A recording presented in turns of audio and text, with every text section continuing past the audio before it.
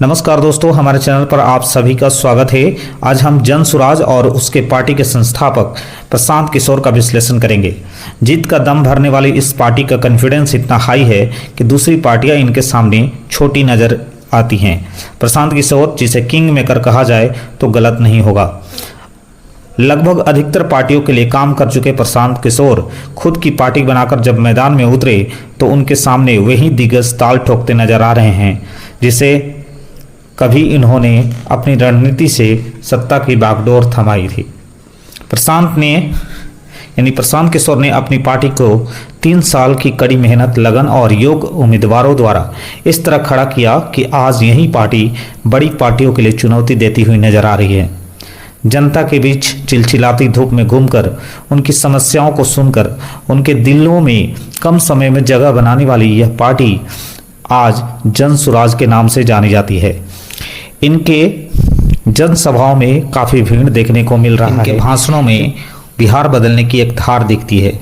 रोज रोज इनके द्वारा किए गए खुलासों ने पब्लिक और विपक्षियों का ध्यान अपनी ओर खींचा है। पलायन, रोजगार और भ्रष्टाचार को लेकर ये पार्टी जीतने से पहले ही ये बड़े बड़े दावे कर चुकी है कि जीतते ही सबसे पहले ये करेंगे, उसके बाद ये करेंगे, उसके बाद ये करेंगे। यूं कहिए तो पूरे 5 साल का इन्होंने एक रोड मैप तैयार कर रखा है। बिहार को किस तरह बदलेंगे इसका इन्होंने पूरा ब्लूप्रिंट तैयार करके रखा है। पर सवाल अभी भी वही है कि क्या प्रशांत किशोर अपने बल पर या अपने दम पर पार्टी को जिता पाएंगे। चुनाव में यदि स्वयं को खड़ा किया होता तो शायद बात कुछ और होती, मगर चुनाव में तो खड़ा भी नहीं हुए हैं। विपक्ष इस बात को लेकर प्रशांत किशोर को घेरते हुए नजर आ रही है कि जो प्रशांत किशोर दावा कर रहे थे वह तेजस्वी को हरा देंगे, वो इतना डर गए हैं कि चुनाव में खड़ा तक नहीं हो पा रहे हैं। क्या उन्हें कोई सुरक्षित सीट नहीं दिखाई दे रही थी?